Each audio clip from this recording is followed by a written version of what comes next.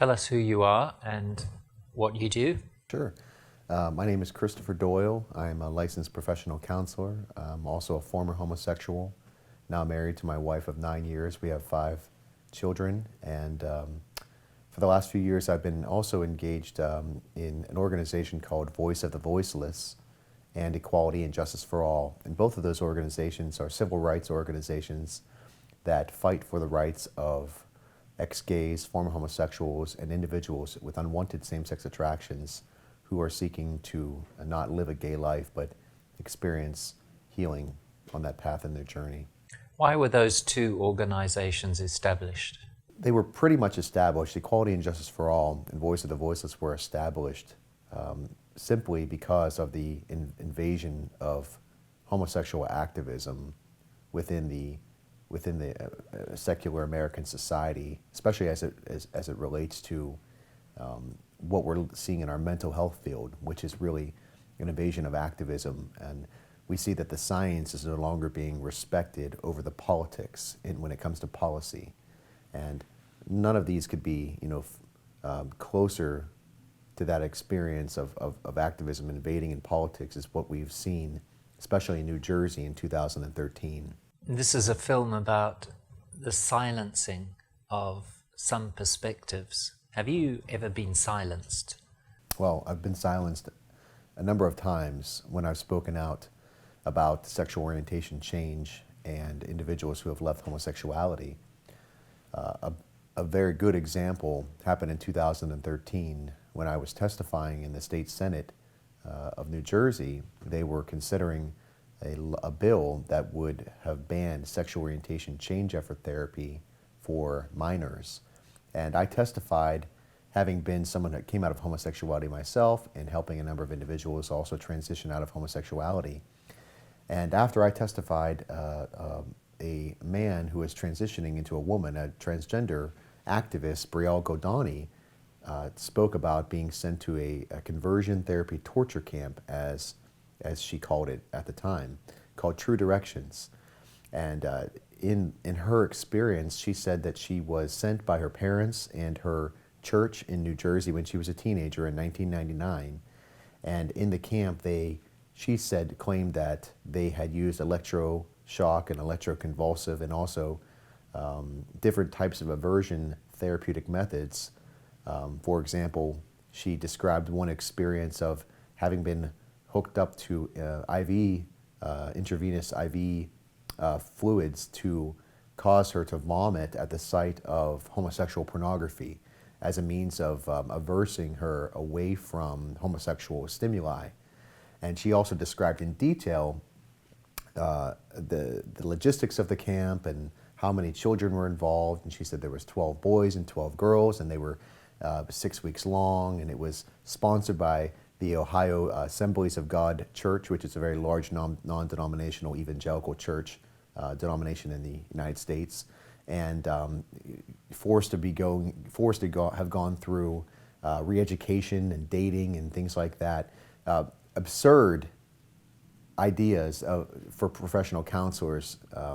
These things that we heard were shocking and absurd to us. So I went and researched the details of this experience of Brielle Godani. I actually interviewed her for about an hour.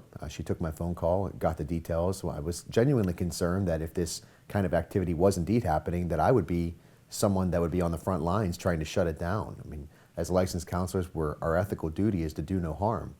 And if someone was being harmed and this kind of activity was happening, I would have been totally against it. But what we found out was that there wasn't a shred of truth involved in this camp at all. In fact, True Directions never existed, the camp True Directions. What it did exist was a 1997 movie starring drag queen RuPaul, which is a satire on sexual orientation change effort therapy. And in that satire movie, the camp was called True Directions. And in this satire, parents sent their gay or LGBT identified children to this fictitious camp called True Directions to, quote, turn them from gay to straight. Well, we now know that that whole story that Brielle Godani told was lifted from this 1999 movie starring drag queen RuPaul and entered into testimony for this New Jersey's bill. So we fact-checked this whole situation. I called the Ohio Assemblies of God Church and spoke to the president of the organization. I called the Ohio Secretary of State and Attorney General's office. And in fact, no such camp called True Directions ever existed. I even spoke to the church in New Jersey that Brielle Goldani said sponsored her to go to this camp, and they said it was a ridiculous notion for them to ever agree to or support any such endeavor. Electroshock therapy, it's ridiculous. These methods haven't been used since the 1960s in therapy. So we exposed this story as lies, and I published the account on a website, a news organization, conservative website called WorldNet Daily. It's a published account, you can read it. And we issued press release after press release in New Jersey and national media in the spring of 2013. And the story was refused to be picked up by the national or regional media. And we cried, we screamed, we called reporters. We said, you know, this story has been entered into evidence, into testimony, and this is affecting children's lives in New Jersey. And they wouldn't touch it. They wouldn't expose it. They completely shut us down, wouldn't allow our voices to be heard. And tragically, that bill got through the legislature and was signed by the governor in August of 2013. We believe, in part because of this type of false and fraudulent testimony that was entered in New Jersey. Give us another example of when you've been silenced. I have to say that one very painful example, a couple of years ago, I authored and produced a film called Exception. It was a story about bullying prevention and sexual minority youth. And we told the stories of youth that have been bullied and have been misunderstood while in the same context speaking out against bullying. And we spent several $100,000 to produce this film. I wrote a curriculum that went along with it. We released 15,000 copies of this film and DVD for free to the United States to try to help bring answers and information on sexual orientation and bullying prevention. And we were successful in getting this bullying prevention film and resource for middle schools in a number of schools around the United States. And one of them was about the 18th largest school district in Prince George's County. One of them was one of the 18th largest school districts in Prince George's County, Maryland, had adopted this film and curriculum for all of their middle school curriculums in a couple of years ago. And it was in the process of being implemented and piloted. There was about 35 schools that were implementing this program.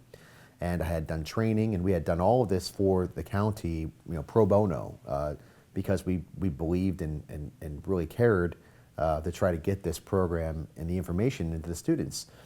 We also got rave reviews from the county, and the students loved it. When the gay activists found out that this curriculum and film was being shown in their school district, and when I say gay activists, I mean activists within the county in the psychological department, they started a campaign of defamation against myself and the curriculum, and within 2 or 3 days, they had successfully removed the curriculum in the film from middle school. Something, by the way, that had been endorsed by the health council of the school, that we had carefully implemented over a number of months and years, and the gay activists were successful in defaming me and removing this curriculum. And there was never ever a formal review. I never ever had the pleasure of discussing this, the content of the film, with the administration.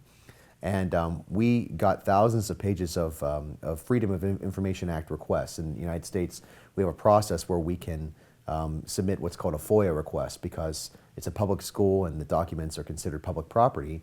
And we uncovered within these thousands of pages of emails within the county a systematic plan to defame myself and remove this curriculum because of the content of what they deemed inappropriate and offensive, which was sharing the experience of someone who had left homosexuality. By the way, in the film and curriculum, we also shared the experiences of gay and lesbian youth who didn't leave homosexuality. And the campaign and the theme of the film was love and acceptance for everyone, and exception, be a hero, love and accept everyone. And we wanted to share the experiences of everyone so everyone would feel important and supported. But unfortunately, we know that tolerance for gay activists is a one-way street. They want you to tolerate their beliefs and views, but they're unwilling to tolerate our experiences and our views because of their political ideology.